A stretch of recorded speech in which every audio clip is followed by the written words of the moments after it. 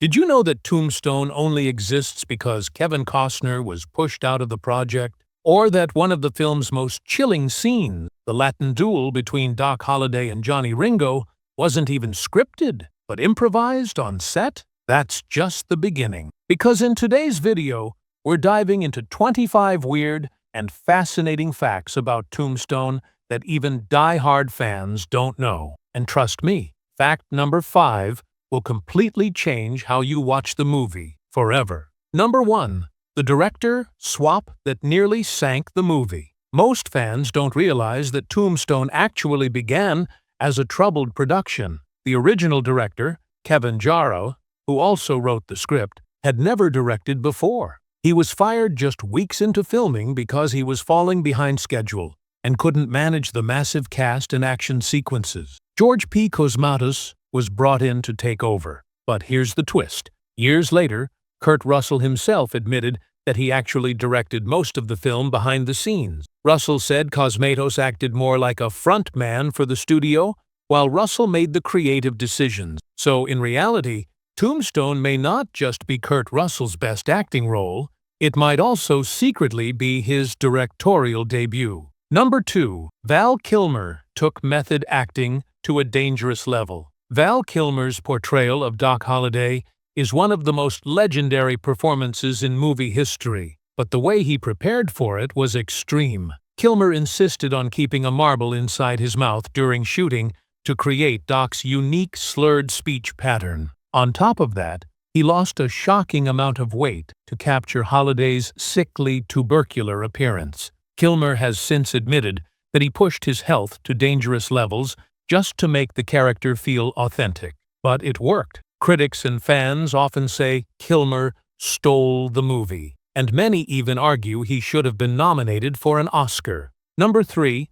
The gunfights were filmed with real bullets nearby. Safety standards on movie sets today are extremely strict, but back in 1993, Tombstone took some shocking risks. During several of the big shootout scenes, the crew actually used real blank-firing weapons, and the actors were firing in close quarters with only minimal protection. The infamous OK Corral shootout was particularly dangerous, with dust, smoke, and gunpowder filling the air, making it nearly impossible to see. Michael Biehn, who played Johnny Ringo, later admitted that some shots came so close, he thought he might actually get hit. Imagine filming a Western where the danger wasn't all fake. It was genuinely risky. Number 4. Powers Booth went off script and created a classic moment. One of the movie's most chilling villains, Curly Bill Brocius, played by Powers Booth, was known for improvising on set. In the scene where Curly Bill shoots at the moon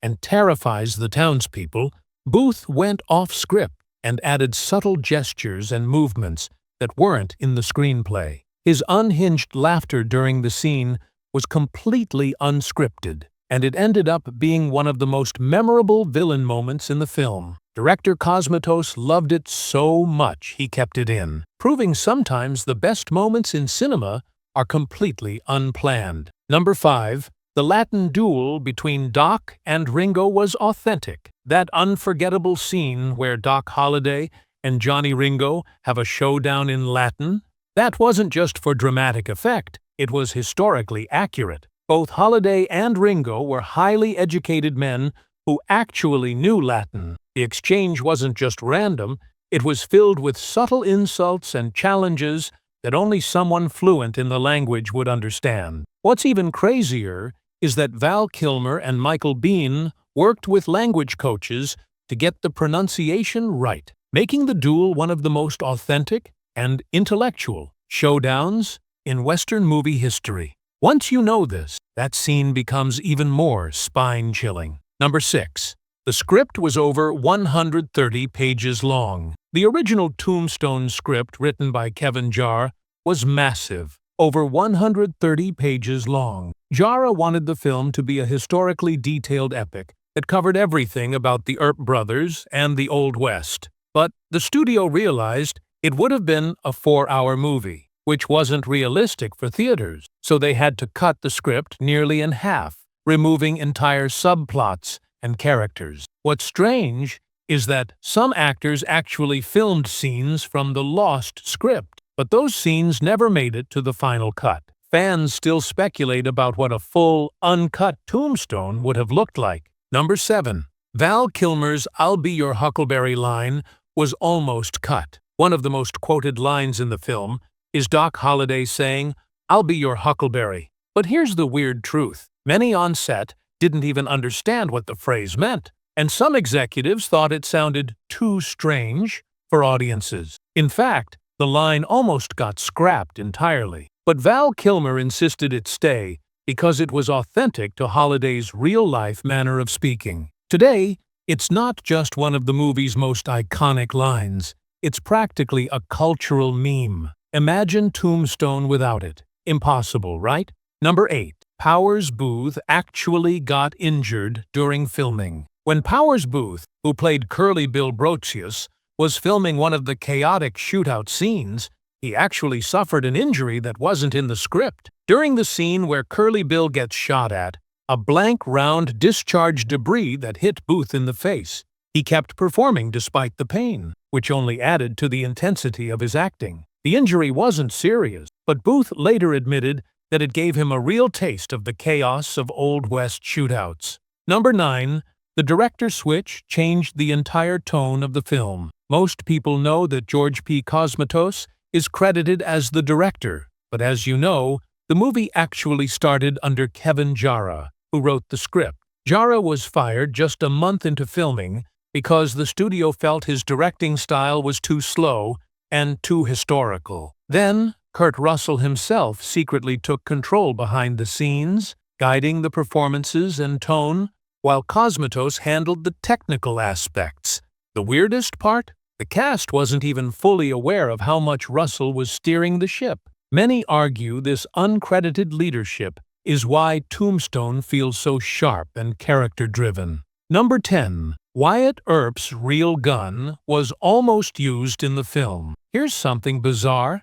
The filmmakers actually had the chance to use one of Wyatt Earp's real Colt revolvers as a prop in the film. A collector who owned the gun offered to loan it to production, but the studio declined, fearing damage or loss. Instead, they made a replica. But just imagine, it could have been Wyatt Earp's actual weapon used on screen more than 100 years later. That kind of authenticity would have been mind-blowing. Number 11. The cowboys' red sashes were historically accurate but unusual. One of the most striking visuals in Tombstone is the red sashes worn by the Cowboys gang. Many viewers thought it was just a Hollywood costume choice, but it's actually rooted in history. The real cowboys of Arizona were known for wearing red sashes as a sort of gang symbol. What's weird is that it was almost too authentic. Studio execs originally thought it looked cartoonish and wanted to remove them,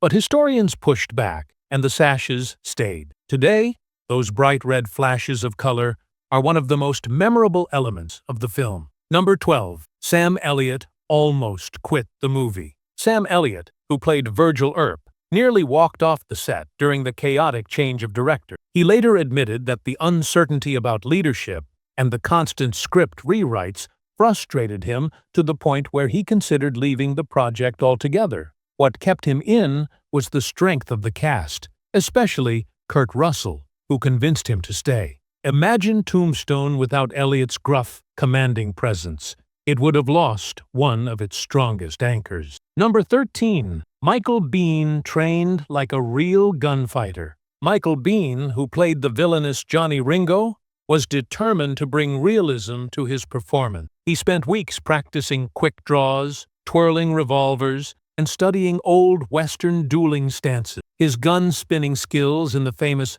face-off scene with Doc Holliday weren't special effects.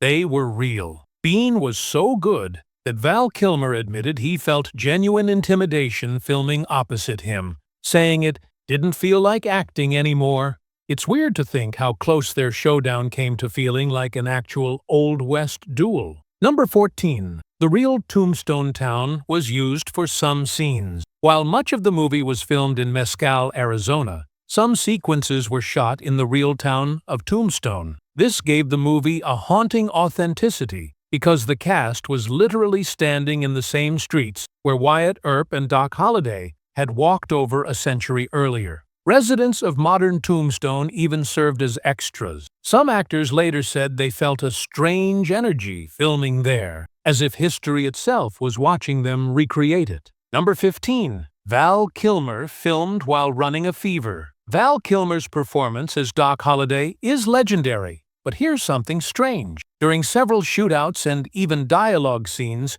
Kilmer was battling an actual fever and exhaustion. This wasn't planned, but it ended up making his portrayal of a sickly, dying Doc feel eerily authentic. Director Cosmatos later admitted that they didn't want to push Kilmer too hard, but Kilmer insisted on performing, saying that feeling physically weak helped him channel Holliday's decay. Weirdly enough, his real sickness gave us one of the most memorable Western performances of all time. Number 16. Kurt Russell secretly directed more than people think. Although George P. Cosmatos is credited as the director of Tombstone, many insiders, and Russell himself, have admitted that Kurt Russell was the real driving force behind the camera.